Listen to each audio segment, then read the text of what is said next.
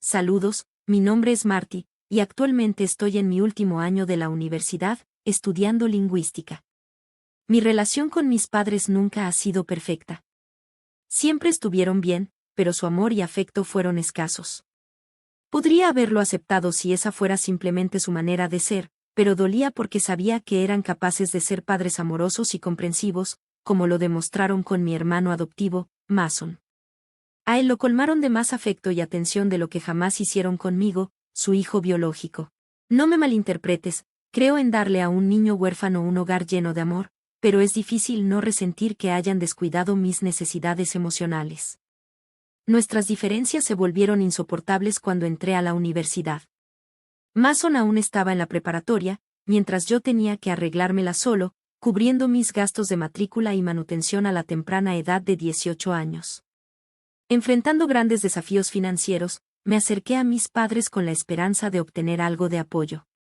Sin embargo, me rechazaron fríamente, afirmando que ya era lo suficientemente mayor como para mantenerme por mí mismo. Argumentaron que su responsabilidad era hacerme autosuficiente, ya que ya me habían cuidado hasta la preparatoria. Se sentía como si me hubieran abandonado, tratándome como a un simple hijo de crianza y desechándome cuando cumplí la mayoría de edad. Trabajé en 2 empleos, luché con mis cursos e incluso me dediqué a escribir para otros y dar clases de idiomas para salir adelante. Luché mucho, pero fue una batalla constante. Mi sueño era sobrevivir hasta la graduación, momento en el cual planeaba conseguir un empleo de tiempo completo y pausar mi educación hasta poder costearla. Mientras tanto, en casa, Mason vivía una vida de lujo. Cada festividad, recibía regalos extravagantes, incluyendo un coche, algo que yo le había rogado a mis padres pero me negaron. Ahorraba cada centavo para mi matrícula, mientras él disfrutaba del respaldo financiero de ellos sin preocuparse por nada. Este año, mientras Mason se preparaba para la universidad, mis padres no solo pagaron su matrícula, sino que también cubrieron todos sus gastos, desde el dormitorio hasta el seguro del coche. La disparidad en el trato fue un golpe muy duro. No pude soportarlo más. Prestando el coche de un amigo, manejé hasta casa, encontrándome con su actitud indiferente ante la situación, lo cual me enfureció aún más. Cuando llegué sin avisar, mi madre fingió preocupación, pero era demasiado poco y demasiado tarde. El resentimiento que sentía hacia mis padres y la injusticia de sus acciones había llegado a su punto de ruptura. Podría haber confundido la expresión de mi madre con preocupación, pero no era Día de Acción de Gracias ni Navidad, y ella me había dejado claro que esas eran las únicas ocasiones en que yo era bienvenido en su hogar. No pude evitar confrontarlos, preguntándoles por qué estaban apoyando a Mason económicamente, especialmente después de haberme abandonado cuando comencé la universidad. Mi papá se tensó, pero explicó que la carrera de Mason era en música, un campo difícil para encontrar un trabajo estable. Sentían que debían ayudarlo. Yo había trabajado en empleos ocasionales y servido mesas para poder poner comida en mi mesa, mientras estudiaba lingüística. Su excusa me pareció vacía. Esa noche, le dije a mis padres que no debían preocuparse por ponerme otro plato en la mesa, podían darle todo al hijo que más amaban. Al alejarme, me sentí devastado, incapaz de comprender por qué nunca me amaron. Mi resentimiento hacia Mason creció.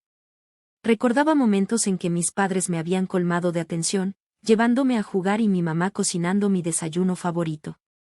Luego trajeron a Mason a casa, y mi vida cambió. Los resentí por adoptar a un niño huérfano y dejarme a mí para que me las arreglara solo. Después de luchar durante la universidad y años de arduo trabajo, finalmente logré la estabilidad financiera que tanto anhelaba. Me gradué, compré un coche, pagué mi renta por adelantado y ahorré algo de dinero. La vida fue dura, pero finalmente estaba bien. El karma fue cruel, pero también tenía una forma de equilibrar las cosas. 3 años después, Mason me llamó en medio de la noche, rogándome que lo recogiera en California, mientras yo vivía en Chicago.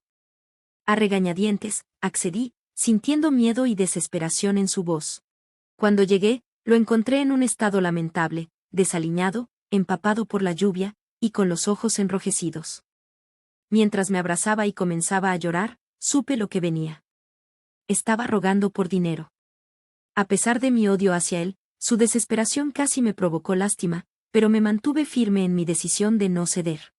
Le pedí que me explicara su situación de indigencia, pero todo lo que hizo fue suplicar por dinero, alegando que le debía a alguien que lo mataría si no pagaba. No tenía ni el tiempo ni el dinero para esto, pero seguía siendo mi hermano. No podía simplemente abandonarlo. Crecimos juntos, y lo conocía desde que tenía solo 3 meses. A pesar de mi frustración, decidí llevarlo a mi casa, con la esperanza de que pudiéramos hablar de su situación allí. Se quedó dormido en los primeros 15 minutos del viaje.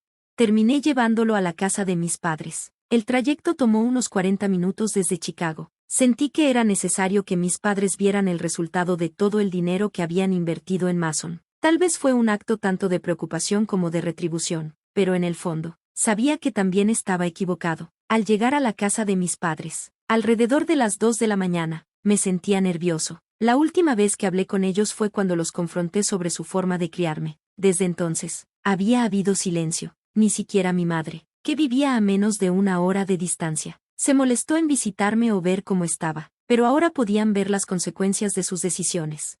Tocó el timbre, y tardaron 15 minutos en bajar, vestidos con sus batas. Me miraron a mí, luego a Mason, que apenas estaba consciente de su entorno. La sorpresa se reflejó en sus ojos, no por el estado de Mason, sino por mi presencia inesperada. Ya sabían de los problemas de Mason con las drogas. Llevé a Mason adentro. Lo acosté en el sofá de la sala y luego les expliqué la situación a ambos. Se veían afligidos. Estaba a punto de irme cuando mi madre me detuvo, insistiendo en que me quedara a tomar un café. A pesar de la tensión palpable, decidí quedarme, impulsado por un deseo de entender la complejidad de la situación con Mason.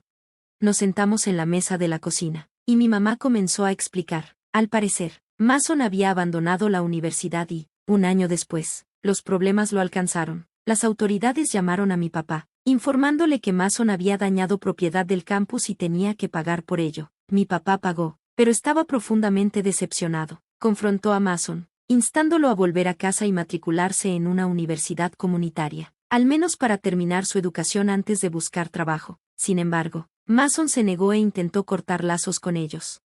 Luego ocurrió lo peor, unos matones fueron a nuestra casa, amenazando a mi papá con hacerle daño a Mason si no les devolvía el dinero. Mi papá les pagó, intentando traer a Mason de regreso a casa, pero él huyó. 2 días después, lo encontraron en California, donde había caído en las drogas. Mi madre comenzó a llorar en ese momento, revelando que lo habían internado en un centro de rehabilitación en California hace 4 meses. Esa fue la última vez que lo vieron antes de que yo lo trajera de vuelta a casa.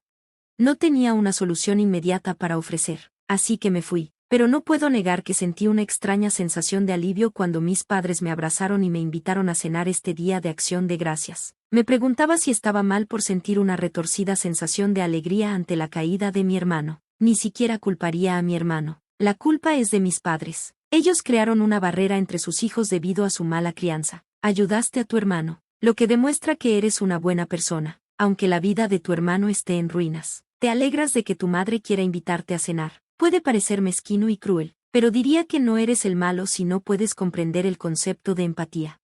Mi papá y mi madrastra tienen demasiados hijos, y yo, una chica de 15 años, tengo una hermana biológica de 13. También tenemos 7 hermanos adoptivos, 3 niños y 4 niñas, la mayoría de los cuales tienen algunos problemas. Vivir con ellos es como caminar sobre huevos. Esta historia se centra en Abby, la mayor de los niños adoptados, de 15 años. Recibieron a Abby hace unos meses y están en proceso de adoptarla. Antes de Abby, mi papá y mi madrastra decían que ya habían terminado de acoger y adoptar niños. Sin embargo, hicieron una excepción porque 2 de las niñas que adoptaron hace 3 años son hermanas biológicas de Abby.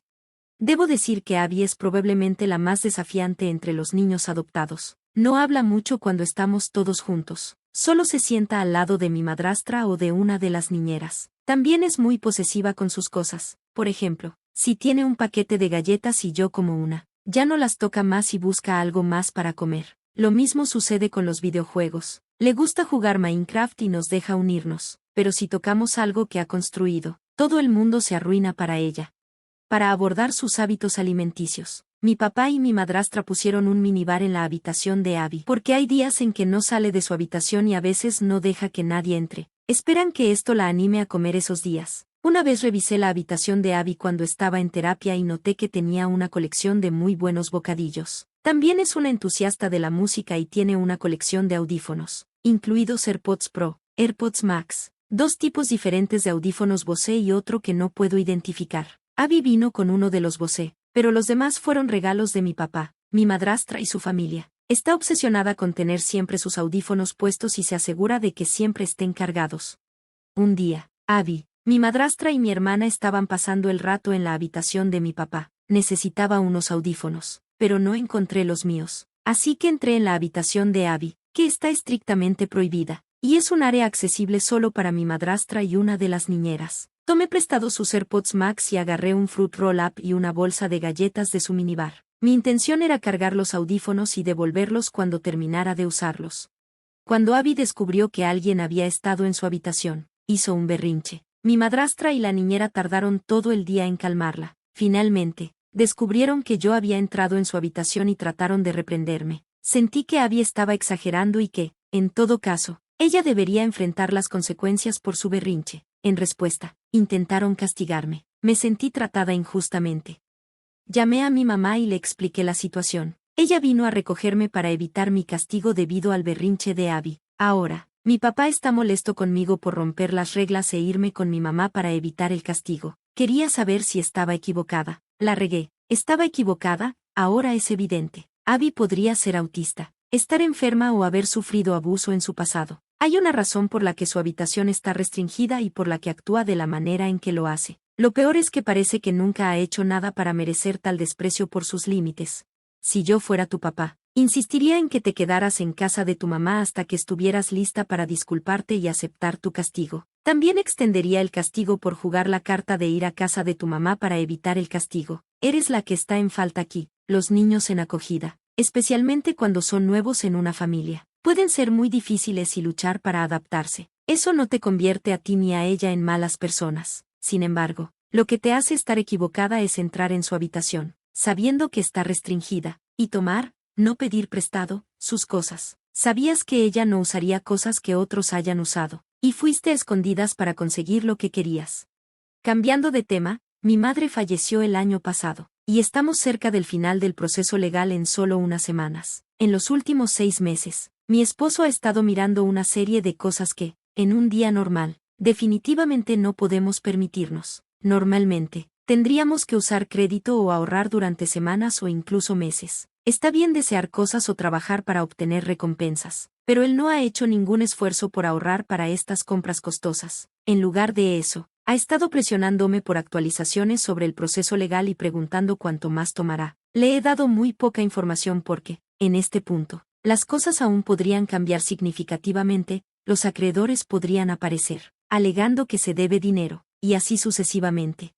No es la persona más responsable con el dinero. He manejado nuestras finanzas a tiempo completo durante los últimos 3 años porque él tiene un historial de sabotear nuestros objetivos financieros y sobrepasar nuestros presupuestos. Mi plan es usar la mitad de mi herencia para mudarnos a una casa. Tengo la intención de ahorrar el 40% para ayudar a mis hijos en el futuro para sus graduaciones, universidad, viajes o sus primeros autos, y mantener un pequeño fondo de emergencia. Esto era algo que no podíamos hacer antes porque mi esposo seguía dando dinero a su familia, agotando nuestras cuentas y llevándonos a la indigencia en 3 ocasiones distintas.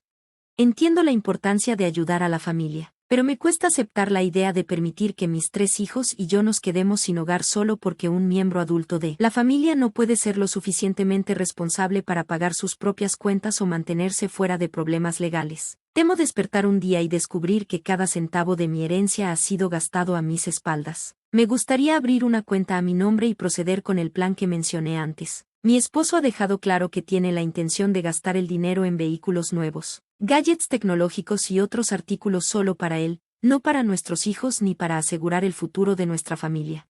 Cuando hablo sobre invertir o ahorrar para el futuro de nuestros hijos, él lo desestima, diciendo que la vida es demasiado corta para tales consideraciones. Su respuesta es que nuestros hijos deberían trabajar por lo que quieran cuando sean adultos, lo cual parece contradictorio dado sus acciones recientes. Estoy segura de que si sus padres fallecen, seremos responsables de pagar sus deudas y cubrir cualquier costo desconocido de nuestro propio bolsillo. Desde el punto de vista financiero, comencé mi matrimonio completamente libre de deudas, y he trabajado duro durante años para ayudar a mi esposo a lograr el mismo estatus. Sin embargo, en la última década, él ha pagado las deudas de tarjetas de crédito y del IRS de sus padres. Ellos viven al día y creen que ahorrar dinero es inútil. No estoy segura de si estoy tomando la decisión correcta, pero simplemente quiero que mis hijos vivan una infancia feliz y libre de estrés, como la que yo tuve. ¿Estoy equivocada aquí? No eres la mala. Busca asesoría legal para organizar todo de manera que evite que él tenga algún derecho sobre el dinero. Abre una cuenta separada a tu nombre, y evita poner su nombre en la escritura de la casa. Con respecto a las deudas de sus padres, si estás en los no tendrás que pagarlas. Se cubren con el patrimonio de ellos, y si no hay dinero en el patrimonio, no saldrá de los fondos de tu familia. Podrías considerar mentirle sobre la cantidad y el tiempo, diciéndole que es una fracción del monto real y que tomará 2 años recibirlo. Esto te daría tiempo para averiguar cómo proteger el dinero de sus gastos impulsivos. Consulta a un abogado lo antes posible, ya que nada impide que él abra nuevas tarjetas de crédito y haga compras extravagantes con la intención de pagarlas usando tu herencia.